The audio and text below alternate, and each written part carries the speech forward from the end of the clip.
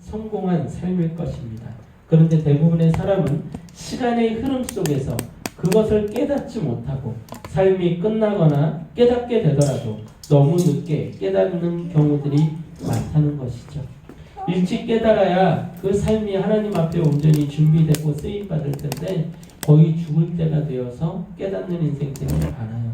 그래서 여러분들 제가 한번 말씀드렸던 적이 있는데 제가 아는 분이 그 암이 걸려서 국립암센터가 아니라 그 분당에 있는 게 그게 뭐죠? 원자력 병원인가요? 그 병원이 하나가 있는데 암 전문 병원이 있는데 거기에 이제 입원을 하게 되신 거예요. 입원을 하게 됐는데 이제 같은 방에 계신 분들 또 암에 걸리신 여러분들을 이렇게 만나면서 그들을 경험을 하는데요. 하나님을 모르고 하나님을 향한 믿음이 없는 사람들은 거의 다 동일한 모습을 보인다는 거예요. 죽기 싫어서 몸부림치고 소리치고 뭔가 이 삶의 그 끝자락을 어떻게든 붙잡고 그것을 놓지 않기 위해서 몸부림치는 모습들을 굉장히 많이 보게 된다는 거죠. 그러면서 본인의 모습을 이렇게 돌아보았대요. 나는 과연 이 죽음이라는 문제 앞에서 나에게 허락되어진 이 질병이라는 이 절대절명의 위기 앞에서 거기 있는 분들은 전부 다 이제 말기 암 환자라든지 3기, 4기 이런 암 환자들이 많았으니까요. 그런 분들을 보면서 나는 과연 내 삶에 있어서 나는 하나님을 온전히 바라보고 나는 평안을 누릴 수 있는가라는 고민을 많이 해보셨다 그러더라고요. 여러분들 그 삶의 끝자락이 되어서야 내가 아무것도 할 수 없는 무기력한 존재구나. 거기서는 돈이 많은 것도 소용이 없죠. 말기암 환자에게 돈이 많고 적고 무슨 소용이 있겠습니까? 무슨 의미가 있겠습니까? 의사들조차도 뭐라고 하니까요? 당신 더 이상 고칠 수 없습니다라고 했기 때문에 내가 아무리 많은 돈을 준다고 해도 내가 재산이 이만큼 있습니다. 내가 당신에게 재산을 이만큼 줄 테니까 나를 고쳐주십시오 라고 해도 그 의사들의 입에서 나오는 말은 다 똑같다는 거죠. 나는 당신 고칠 수 없습니다. 암이 이미 모든 장기로 전이 되었습니다 라고 얘기한다는 거예요. 그때 그 사람이 할 수 있는 건 아무것도 없어요. 가난한 사람이건 권력을 준 사람이건 많은 것을 가진 사람이건 똑똑한 사람이건 모두가 똑같은 대답을 듣고 똑같은 절망을 느낄 수밖에 없다는 것이죠. 그런 상황이 되어서야 아니면은 나이가 많이 들어서 정말로 하나님 앞에 서야만 하는 그때 더 이상 내 삶을 어떤 방법으로도 유지시킬 수 없는 그때가 되어서야 하나님 신이시여 나를 좀 도와달라. 나는 어디로부터 와서 어디로 가는 존재입니까? 아무리 소리쳐봐야 소용이 없다는 것이죠. 근데 대부분의 삶들이 그런다는 거예요. 그 삶의 끝자락이 되어서요. 더 이상 아무것도 기대할 수 없고 더 이상 내가 내 힘으로 무언가 할 수 없는 상황이 되어서야 그때 가서야 깨닫는다는 거예요. 나는 죽어서 어떻게 살까? 나는 왜 이렇게 살아왔지? 내가 왜 이렇게 살아왔지? 라는 것을 그때 가서야 깨닫게 된다는 것이죠. 너무 늦는 거예요. 여러분들 이 초로의 노인들의 깊게 패인 주름은요 너무나 상징적인 것 같아요. 인생의 깊고 낮음을 보여주죠. 연세가 드시고 나이가 드시면 모두 다 예외 없이 그 얼굴에 주름이 생깁니다. 그것은 누구도 피해갈 수 없어요. 아무리 유명 연예인이어서 아무리 자신의 미모를 잘 가꾸는 사람이어서 얼굴에 보톡스를 맞고 무슨 짓을 쓰더라도 나이가 지나게 먹어서 얼굴에 들여오지는 주름은요 그 누구도 막을 수 없습니다. 근데 그 주름을 보면 그 인생이 그대로 보이는 거예요. 그 주름을 보면 굴곡이 져있죠. 깊게 패여있죠. 인생이 딱 그렇거든요. 어떨 때는 깊은 계곡 깊은 곳에 우리의 삶이 침잠되는 거예요. 내 인생이 왜 여기까지 떨어졌나. 그러다 다시 올라갈 때도 있고 다시 깊은 곳에 빠질 때도 있고 그 인생의 깊이를 보여주는 것이 연세 많이 드신 할머니 할아버지들의 그 어르신들의 그 주름이 아닌가 싶어요. 그게 인생이거든요. 그 어떤 인생도요 평평하게 살아갈 수 없어요. 그 어떤 인생도요 그냥 무난하게 살아갈 수 없어요. 모든 인생이 굴곡이 다 있습니다. 아무리 많은 권력을 쥔 사람이라도, 아무리 많은 것을 가진 사람이라도요, 그 인생의 굴곡을 전부 다 맞이하면서 살아가는 거죠. 그렇게 하나님께서 우리의 인생을 나이 많으신 분들의 얼굴을 통해서 보여주고 있는 것 같아요. 너희들의 인생이 이렇게 될 것이다. 너희들의 삶은 이렇게 마무리가 될 것이다. 그래서 제가 어르신들이 아프다 그러면 그분들한테 그런 이야기를 좀 조심스럽게 드립니다. 몸이 아픈 거요.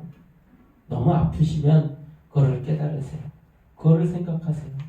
아, 내가 이 땅에 죄인으로 와서 그렇게 죽어가는구나. 이 땅이 완전하지 않구나. 그것을 깨달으세요. 라고 얘기해요. 그걸 깨닫는 분들이 있는가 반면에 깨닫지 못하는 분들은 저한테 뭐라 그러냐면 내가 무슨 죄를 지었다고 갑자기 그러세요. 그 얘기가 아니라 우리 몸이 아프고 이 땅이 불편하고 이 땅에 부조리가 있고 이 땅에 어떤 한계가 있다는 것은 뭘 뜻하는 거예요? 이 땅이 타락했고 우리가 죄인이라는 걸 상징하는 거예요. 그것을 깨달으라는 거죠. 그러니까 하나님께서 우리의 삶에 많은 흔적들을 남겨놓으신 거예요. 질병이라는 것들을 통해서, 나이를 먹어간다는 것을 통해서 우리의 인생을 돌아보게 만드는 거죠. 우리가 완전한 존재가 아니라는 것을 깨닫게 하는 거예요. 우리가 한계가 있는 존재라는 걸 깨닫게 하는, 우리에게 정해진 시간이 있다는 것을 우리에게 깨닫게 하는 거예요. 근데 그거를 깨닫지 못하는 거죠, 이 어리석은 인간들이. 여러분들, 사람이요 태어나서요 20살이 넘어가면 이미 세포가 퇴화되기 시작을 한답니다. 그때까지는 막 세포가 열심히 일을 하면서 세포가 많이 이렇게 생겨나는데 그때가 지나면요 서서히 늙어가는 거예요. 더 이상 세포는 생겨나고 더 이상 활기를 찾기보다는 끊임없이 죽어가고 힘을 잃어가죠. 여러분들, 그런 것들을 통해서 우리는 뭘 깨달아야 됩니까? 아, 내가 몸부림치면서 더 살아야 되겠네. 내가 모음을 더 들어야 되겠네. 내가 맛있는 거 더 먹어야 되겠네. 내가 홍삼을 더 먹어야 되겠네. 이걸 깨달아야 돼요. 그걸 깨달으라는 게 아니에요. 그런 것들을 통해서 우리가 뭘 깨달아야 돼요? 아, 내 인생이 한계가 있구나.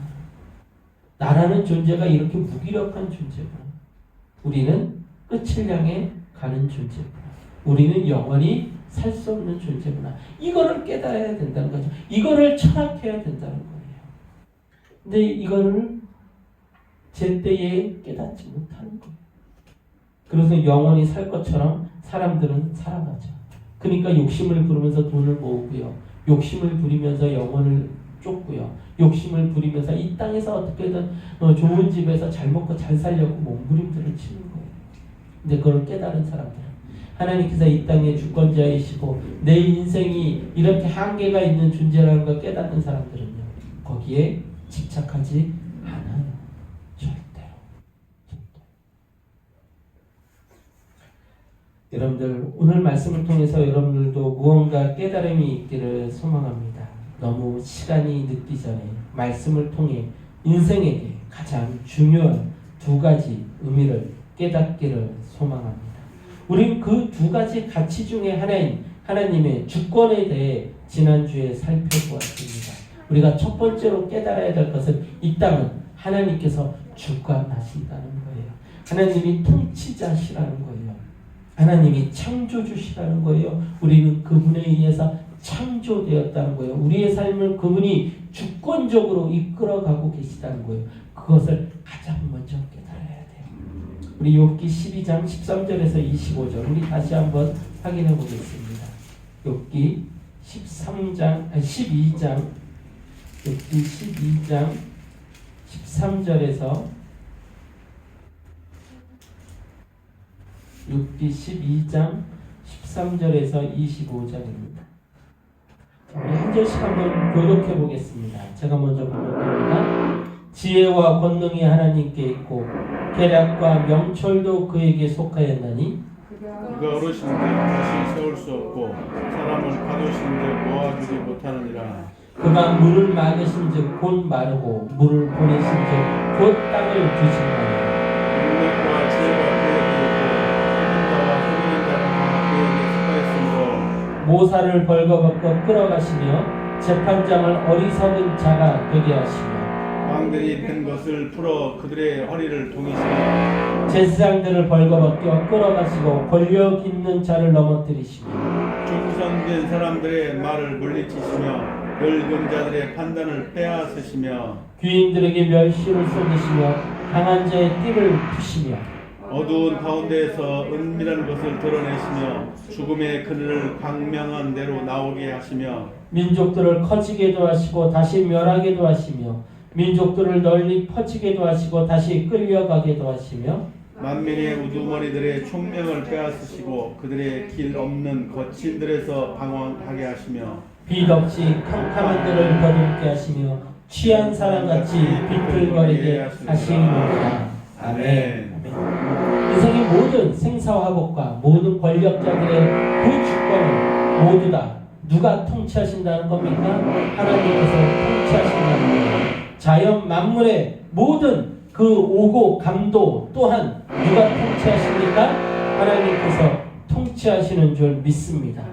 이제 오늘은 욥의 기도를 통해 인생에 대한 성찰을 가져보고자 합니다. 다시 한번요. 인생에 있어서 우리가 깨달아야 할 두 가지가 뭐라고요? 하나님의 주권과 인생에 대한 성찰입니다. 이 두 가지를 깨달아야 돼요. 그것의 끝이 어딘가, 그것의 진실이 어디에 있는가를 깨달아야 됩니다. 근데 오늘은 그 인생에 대한 성찰을 가져보고자 한다는 것이죠. 욥의 친구들과 변증을 거친 욥은 친구들에 대한 속상한 마음을 여과 없이 드러냅니다. 13장 1절에서 5절 제가 봉독합니다. 나의 눈이 이것을 다 보았고 나의 귀가 이것을 듣고 깨달았느니라. 너희 아는 것을 나도 아노니 너희만 못하지 않으니라. 참으로 나는 전능자에게 말씀하려 하며 하나님과 변론하려 하노라. 너희는 거짓말을 지어내는 자요 다 쓸모없는 의원이니라. 너희가 참으로 잠잠하면 그것이 너희의 지혜일 것이니라. 아멘. 자, 욥이 그 친구들한테 굉장히 속상한 마음을 드러내면서 뭐라고 얘기를 하고 있습니까? 너희 참 다 쓸모없는 의원이구나.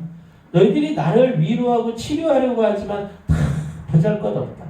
너희들 차라리 침묵하는 것이 너희들에게 지혜롭다라고 이야기를 하면서 그 친구들에게 속상한 마음을 드러내죠. 그 친구들이 자신들의 경험과 또한 전통에 기대어서 또한 교리에 기대해서 했던 얘기들이 다 욥에게 의미가 있었다고요? 없었다고요? 아무런 의미가 없었어요. 아무런 의미가. 이 굉장히 많은 것을 이야기해주고 있습니다. 인생에게요. 인생이 깨달은 것들, 인생이 경험한 것들, 인생이 뭐 선조들에게 들은 것들, 그런 것들이요 다 의미 없어요. 하나님의 말씀만이 우리에게 의미 있는 줄 믿습니다. 어쨌든 그리고 나서 욥은요 지친 몸, 지친 마음을 이끌고 하나님 앞에 무릎을 꿇습니다. 13장 20절부터 그런 욥의 기도의 내용이 등장을 하고 있어요. 먼저 욥은요 13장 20절에서 22절에 제가 지금 밑에서 저 공사소리가 나니까 목소리도 커지고 막 마음도 급해지고 막 그런 것 같아요. 근데 여러분들 잘 어떻게 듣고 계신 거죠? 네, 이럴 때일수록 더 집중해서 오늘 굉장히 좀 고민하며 봐야 되는 내용인데 이런 환경에서 들으려니까 영 제가 막 분주해지는 것 같아요. 자, 13장 20절에서 22절에 욥이요 먼저 자신의 처한 상황을 그대로 고백을 하고 있어요. 이제 지금부터 볼 내용이 막 머릿속이 지금 막 복잡해요. 지금부터 볼 내용이 뭐냐면 기도에 우리가 어떻게 하나님 앞에 기도해야 되는가를 욥의 기도를 통해서 발견을 할 거예요. 가장 먼저 무엇을 해야 되고 그 다음에 무엇을 해야 되고 그 다음에 우리가 어떤 모습으로 하나님 앞에 서야 되는가를 욥의 기도를 통해서 우리가 발견을 하려고 하는 거죠. 근데 그 욥의 기도의 내용 안에서 우리가 발견하려고 하는 것이 인생에 대한 성찰인 거예요. 이해되셨죠? 자, 13장 20절에서 22절에 먼저 욥이 어떻게 기도하는지 우리 한번 함께 보도록 하겠습니다. 함께 합독합니다. 시작. 오직 내게 이 두 가지를 행하지 마옵소서. 그리하시면 내가 주의 얼굴을 피하여 숨지 아니하리니 곧 주의 손을 내게 대지 마시오며 주의 위엄으로 나를 두렵게 하지 마실 것이니이다. 그리하시고 주는 나를 부르소서 내가 대답하리이다. 혹 내가 말씀하게 하옵시고 주는 내게 대답하옵소서. 아멘. 자, 지금 욥이요. 이제 기도를 하면서 처음 서두를 떼는데요. 욥이 지금 처음 서두를 떼면서 가장 먼저 무엇을 하고 있는 것 같습니까? 다시 한번 천천히 제가 읽어드립니다. 오직 내게 이 두 가지 일을 행하지 마옵소서. 그리하시면 내가 주의 얼굴을 피하여 숨지 아니하오리니 곧 내가 주의 손을 내게 대지 마시오며 주의 위엄으로 나를 두렵게 하지 마실 것이니이다. 그리하시고 주는 나를 부르소서 내가 대답하리이다. 내가 말씀하게 하시옵고 주는 내게 대답하옵소서. 자, 가장 먼저 욥이 하나님 앞에 하고 있는 기도의 내용이 뭔 것 같아요? 직면이죠, 직면. 하나님 앞에 자신을 있는 그대로 내놓고요. 하나님 앞에 자신의 모습을 정직하고 솔직하게 드러내놓고 있는 거예요. 이게 인간이 하나님 앞에 해야 될 가장 먼저 해야 될 단계입니다. 하나님 앞에 나는 누구입니다. 여러분은 누구입니까? 여러분은 누구예요? 권사입니까? 집사입니까? 아니면 어떤 이름을 가진 사람입니까? 아니면 누구의 아빠입니까? 누구의 엄마입니까? 누구입니까? 자신의 실존을 두고 자신의 본질을 모두 다 까발려서 하나님 앞에 서야 돼요. 하나도 숨김없이. 그럴 때에 우리의 기도가 시작이 되는 거예요. 그게 없이 누군가가 여러분들 이렇게 기도하시면 여러분들 이렇게 됩니다 라는 이야기를 듣고 그저 뱉는 그 어떤 언어들은요 하나님 앞에 들리지 않아요. 가장 먼저 우리가 해야 될 것은 뭐냐면 나의 실존을 깨닫는 거예요. 내가 누구인가? 내가 누구인가? 그래서 오늘 욥이 처음에 뭐라고 얘기합니까? 주의 얼굴을 피하여 숨지 아니하오니. 하나님의 얼굴을 피하여 숨지 않는 우리의 모습이 가장 먼저 필요한 거예요. 여러분들 보세요. 이거를 하지 못해서 실패한 인생이 있어요. 그래서 하나님 앞에 회복하지 못한 상처를 끌어안고 하나님 앞에서 도망친 인생들이 있어요. 누구였습니까? 사울이요? 누구였습니까? 가장 대표적인 인물이 있죠. 그 대부분의 하나님을 피했던 인물들이 다 그랬어요. 사울도 마찬가지고 다 그랬지만 가장 대표적인 인물 아담이죠. 아담이에요. 아담은요 자신이 죄를 지은 그 실존을 피해서 숨었어요. 그래서 아담이 제일 먼저 했던 게 뭐였죠? 하나님이 아담을 불렀을 때에 동산나무 뒤에 그가 숨어서 하나님을 외면했죠. 실존을 거부한 거야. 내가 주인임을 거부한 거야. 내가 어떤 존재임을 거부한 거예요. 그리고 하나님을 찾지 않았어요. 그러고 나서 얼마의 시간이 지나서 약 230년의 시간이 지나서 셋의 자손인 에노스 때에 그때서야 누구의 이름을 불렀다고요? 여호와의 이름을 불렀다. 자신의 실존을 발견해야 되는데 그것을 발견하지 못한 거죠. 내가 어떤 인간이, 내가 얼마나 추악하고 더러운 인간인지를 깨달아야 되는데 그것을 깨닫지 못한 거예요. 내가 하나님 없이는 살 수 없는 존재. 내가 죄를 지은 인생이라는 걸 깨달아야 되는데 그것을 숨기고 숨기는 거죠. 여러분들 그게 해결되지 않으면 하나님 앞에 그 다음 단계인 회개가 나오지 않아요. 그 회개는 거짓 회개일 뿐이에요. 흉내낸 회개일 뿐이에요. 자신의 실존을 발견하지 않고서는 진정한 회개를 할 수 없습니다. 그래서 여러분들이 말씀이라는 거울로 여러분들을 들여다봐야 돼요. 아멘. 말씀이라는 거울로 여러분들을 들여다보지 않으면 여러분들의 실존을 깨닫지 못합니다. 미안하지만 여러분들 아직도 여러분들의 실존을 다 하나님 앞에 드러내놓지 못하고 있어요. 그렇기 때문에 하나님 앞에 진정한 회개를 할 수도 없고 하나님과 온전한 관계의 회복도 이룰 수가 없어요. 여러분들 아담이 그랬고요. 또 누가 그랬습니까? 가인이 그랬어요. 가인이 어떻게 했죠? 하나님께서 불렀을 때 자신의 실존을 거부했어요. 뭐라고 했습니까? 내가 동생을 지키는 자니. 그가 자신의 실존을 발견했다면 어떻게 했어요? 나는 죄인입니다라고 엎드렸죠. 근데 그 실존을 발견한 사람이 있었어요. 그게 다윗과 베드로였죠. 다윗은 어떻게 했어요? 내가 죄인입니다. 내가 죄인입니다. 나를 떠나지 마소서. 성령님 나를 떠나지 마소서 라고 외쳤던 사람이 그 다윗이었어요. 그는 자신의 실존을 발견했던 거죠. 또 누가 자신의 실존을 발견했죠? 베드로였죠. 베드로가 어떻게 했어요? 예수님을 만나자 나는 죄인입니다. 나를 떠나소서. 그 그래서 예수님께서 베드로를 사랑하셨던 거고, 그래서 하나님께서 다윗에게 너는 내 마음에 합한 거라고 얘기할 수가 있었던 거예요. 여러분들, 여러분들의 실존을 깨달아야 돼요. 여러분들이 어떤 비참한 상황에 처해 있는지. 아담은요, 자신이 해입은 그 나뭇잎이 바짝바짝 날라져가지고 그 나뭇잎이 점점 바람에 휘날려 가는데도 자신의 실존을 깨닫지 못하는 거예요. 자신의 그 수치가 다 드러나고 있는데도, 주여, 자, 이 소리에 맞춰서 같이 목소리를 높이고 앉아요. 잠시만 좀 침묵하게 있겠습니다. 너무 막 시끄러워서 잠시만 침묵하겠습니다.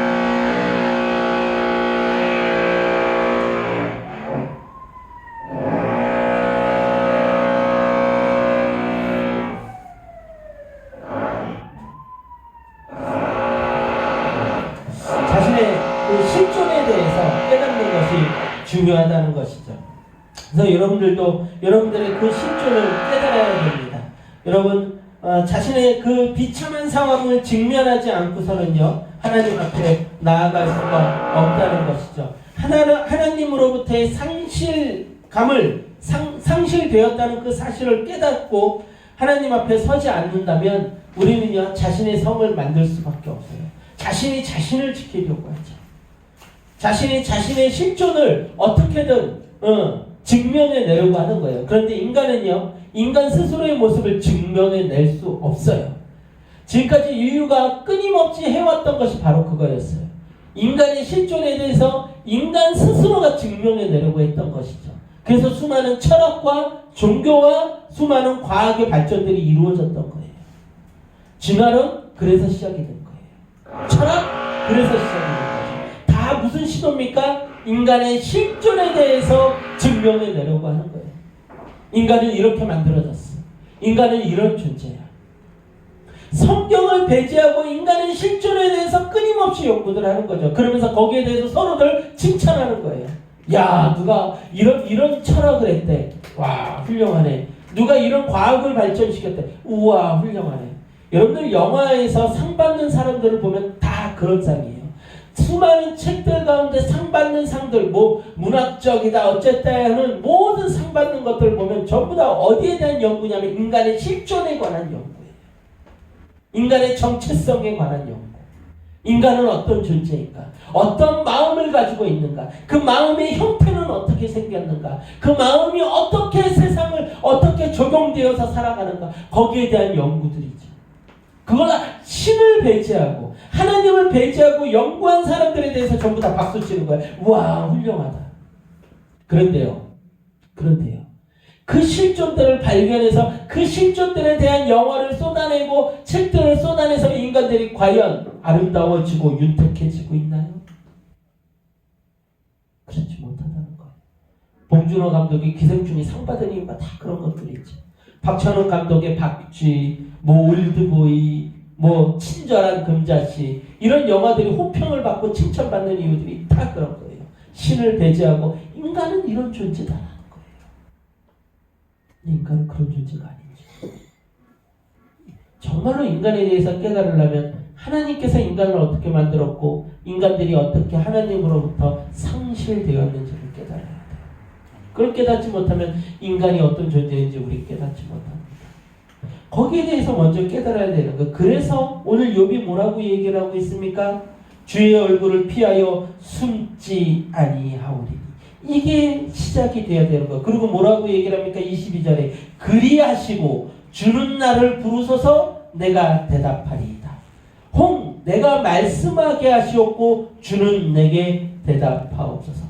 무슨 지금 준비가 되어 있는가? 욥이 지금 무슨 준비가 되어 있죠? 내가 하나님께 나의 실존을 얘기하고 하나님의 이야기를 듣겠습니다. 이 준비가 지금 되어 있는가? 이게 돼야 돼. 이게 안 되면, 이걸 깨닫지 못하면 하나님 앞에 온전히 설 수 없습니다. 그리고 나서 욥이 뭐라고 고백을 하냐면 그 다음이 회개의 단계이죠. 13장 23절입니다. 같이 합독합니다. 13장 23절입니다. 시작. 나의 죄악이 얼마나 많으니까 나의 허물과 죄를 내게 알게 하옵소서. 아멘. 이게 두 번째 단계예요.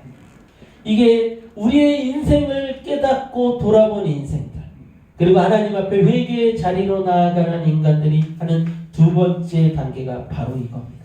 뭐라고 얘기하고 있어요? 나의 죄악이 얼마나 많으니까 나의 허물과 죄를 내게 알게 하옵소서. 그때서야 우리가 진정한 무엇의 자리로 나아갈 수가 있는 거예요? 회개의 자리로 나아갈 수가 있는 거예요. 죄에 대해서 깨닫고 죄에 대해서 고민하고 그 해결책을 찾기 위하여 진정한 무릎을 꿇을 수가 있는 거죠. 왜 이 땅에 있는 수많은 인생들이 진정한 회개의 자리로 나아가지 못하느냐? 하나님 앞에 교회에서 수십 년 교회 생활을 하면서도, 신앙생활이라는 것을 하면서도 하나님 앞에 진정한 회개의 자리로 나아가지 못하느냐? 내가 온전히 깨끗해지지 못하느냐? 무엇이 없었기 때문인 거예요? 나의 인생에 대한 온전한 성찰이 없었기 때문이에요. 나의 비참함을 직면하지 못한 거죠. 깨닫지 못한 거죠. 여러분들의 삶을 돌아보십시오. 다 필요 없어요. 여러분들의 삶을 돌아보십시오. 수많은 책이니 영화니 철학이니 다 소용없어요. 여러분들의 삶을 보세요. 얼마나 비참합니까? 내가 하고자 하는 것들, 내가 뜻하고자 하는 것들, 내가 사랑하고자 하는 것들이 됐습니까? 내가 온전히 겸손하고자 했을 때 겸손해졌습니까? 내가 나를 낮추려고 했을 때 내가 낮아졌습니까? 내가 하나님을 온전히 높이려고 했을 때 온전히 높일 수 있었습니까? 내가 누군가를 미워하지 않으려고 했을 때 미워하지 않게 되었습니까? 내가 누군가를 사랑하려고 할 때 사랑하게 되었습니까? 내가 누군가에게 분노하지 않고 싶었으나 분노하지 않게 되었습니까? 내가 선을 행하고 싶었으나 정말로 내 삶이 온전하게 적극적으로 선을 행하게 되었습니까? 안 되었거든. 얼마나 내가 비참한 존재, 내 마음이 가고자 하는 대로 한 번이라도 내 마음이 정말로 나를 온전한 길로 이끌었는지, 나의 가족들에게 내가 온전한 사랑을 베풀었는지, 내가 만나는 사람들에게 온전한 선을 베풀었는지, 따뜻함을 베풀었는지. 자신의 모습을 들어보면요, 인간이 얼마나 비참한 존재인지 깨달아요. 근데 그것을 여러분들 누군가에게 들으려고 하지 않아요. 성경 속에서도 하나님의 말씀조차도 잘 들으려고 하지 않아요. 피하는 거죠. 숨는 거죠. 하나님 말씀하옵소서, 내가 듣겠습니다. 이 자세가 없는 거예요. 내가 하나님 앞에 숨지 않겠습니다. 이 자세가 없는 거예요. 여전히 아담의 원죄가 여러분들 안에 꿈틀꿈틀대면서 숨기는 거죠. 어둠 속에 숨겨놓는 거예요. 그래서 예수님께서 빛이 되어 우리의 삶에 오시기를 원하시는 거죠. 빛으로 그 어둠을 비추기 원하시는 거예요. 그래야 드러나니까. 근데 그 예수님을 우리 안에 온전히 모시지 못하니까 그 빛이 들어오지 못하는 거예요. 그 여전히 그 어둠 속에 나의 그 숨기고 싶은 그 상처의 본질들, 그 비참함의 모습들을 숨기고 사는 거예요. 수많은 사람들과 부딪히고 싸우고 분쟁하고 상처 주고 상처받았던 그 나의 비참했던 그 삶의 걸음들, 끊임없이 욕망하고 탐욕하고 음란함을 품었던 그 나의 그 비참했던 모습들을 다 숨기고 있는 거예요. 그 회개의 자리로 나아가지 못하죠. 진정한 회개의 자리로 나아가면 우리의 그 비참함을 있는 모습 그대로 하나님 앞에 서야 한다는 것이죠. 자신의 처지를, 비참한 상태를 깨달아야 됩니다. 그리고 그 다음은 하나님에 대한 간구가 나올 수 있고 그 간구를 하나님께서 응답하신다는 거예요. 14장 13절에서 17절입니다. 14장 13절에서 17절. 제목독합니다. 주는 나를 스올에서 감추시며, 스올은 지옥을 말합니다. 스올에서 감추시며 주의 진노를 돌이키실 때까지 나를 숨기시고 나를 위하여 규례를 정하시고 나를 기억하옵소서. 장정이라도 죽으면 어찌 다시 살리이까? 나는 나의 모든 고난의 날 동안을 참으면서 풀려나기를 기다리겠나이다. 주께서는 나를 부르시겠고 나는 대답하겠나이다. 주께서는 주의 손으로 지으신 것을 기다리시겠나이다.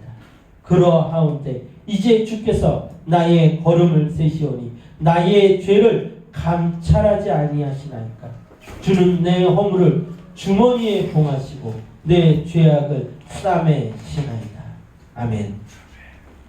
이때서야 자신의 그 실존을 깨닫고 자신의 그 정체성을 깨닫고 자신의 비참함을 깨닫고 주님 앞에 회개의 자리로 나아갔을 때 그때서야 우리는 진정으로 주님 앞에 간구할 수 있는 거예요. 나를 살려주시옵소서. 나를 살려주시옵소서. 모든 인생이 죽지 않습니다. 나를 그 죽음 앞에서 살려주시옵소서. 모든 인생이 죄를 짓지 않습니다. 나를 그 죄에서 살려주시옵소서. 라고 진정한 구원에 대한 고백이, 그 간구가 쏟아져 나오게 되고, 그때 하나님께서 우리의 삶의 그 모든 죄악된 부분들을 깎아내시고 드러내시고 깨끗게 정결케 하실 수가 있다는 것이죠. 아멘. 여러분, 인간이 선택할 수 있는 것이요 많지 않아요. 우리의 존재를 인정하고 기도의 자리로 나아가는 것이 살길입니다. 그 이면에 깔려있는 것이 바로 인생에 대한 성찰이 있어야 진정한 기도의 자리에 설 수 있다는 것이죠. 그 인생이 어떤 모습인가를 욥은요 정확하게 성찰하고 있어요. 14장 1절에서 12절입니다. 자, 천천히 공독해 오면 여인에게서 태어난 사람은 생애가 짧고 걱정이 가득하다. 그는 꽃과 같이 자라나서 시들며 그림자 같이 지나가며 머물지 아니하거나 이와 같은 자를 주께서 눈여겨보시나이다. 뭐라고 얘기를 하고 있어요? 생애가 짧고 걱정이 가득하며 그는 꽃과 같이 자라나서 시들며 그림자 같이 지나가며 머물지 아니하거나. 인간이 어떤 존재라는 거예요? 인간이 어떤 존재라는 걸 지금 욥이 성찰하고 있어요. 정말로 순식간에 지나가는 존재라는 거예요. 영원할 수 없는 존재라는 거예요. 시들어버리는 존재라는 거예요. 사라져버린 존재라는 거예요. 항상 걱정을 끌어안으며 사는 무기력한 존재라는 거예요. 그것을 욥은 깨닫고 있는 것이죠. 계속해서 3절부터 계속 다시 봅니다. 이와 같은 자를 주께서 눈여겨보시나이까? 나를 주 앞에서 이끌어서 재판하시나이까? 누가 깨끗한 것을 더러운 것 가운데서 낼 수 있으리까? 하나도 없나이다. 이게 인간이라는 것이죠. 뭐라고 고백하고 있어요? 누가 깨끗한 것을 더러운 것 가운데서 낼 수 있으리까? 여러분들, 우리 안에서 깨끗한 것을 절대로 낼 수 없어요. 우리는 타락한 존재들이기 때문이죠. 계속해서 5절부터 계속 이렇게 욥은 고백하고 있어요. 그의 날을 정하셨고 그의 달수도 주께 있으므로 그의 규례를 정하여 넘어가지 못하게 하셨사오지. 그에게서 눈을 돌이켜 그가 품꿈같이 그의 날을 마칠 때까지 그를 홀로 있게 하옵소서. 나무는 희망이 있나니 찍힐지라도 다시 움이 나서 연한 가지가 끊이지 아니하며 그 뿌리가 땅에서 늙고 줄기가 흙에서 죽을지라도 물 기운에 움이 돋고 가지가 뻗어서 새로 심은 것과 같거니와 장정이라도 죽으면 소멸되나니 인생이 숨을 거두면 그가 어디 있느냐. 무슨 얘기를 하고 있는 겁니까? 나무는요 때로는 찍히고 꺾어질지라도 그 뿌리가 남아있으면요 물에 딱 그 뿌리를 대고 있으면 새 움이 돋기도 한다는 거예요. 근데 인간은요 그것보다도 못한 존재라는 것이죠. 장정이라도 뭐라고요? 죽으면 소멸되는 거예요. 10절에 인생이 숨을 거두면 그가 어디 있겠느냐는 거죠. 정말 무기력한 인생이 바로 인간이라는 존재라는 거예요. 여러분들, 이 바위는요 깎여지고 부러지면 그것이 흘러가서 어딘가는 또다시 자갈로 존재합니다. 그 자갈이 꺾여지고 부셔지고 가루가 되면 모래로서 또 어딘가 존재할 수 있어요. 근데 인간은요 죽으면 썩은 데만 진정합니다. 사라져서 땅속에서 흩어져서 사라져요. 그게 인간의 무기력함이라는 거죠. 그것을 지금 욥이 깨닫고 있는 거예요. 자, 11절부터입니다.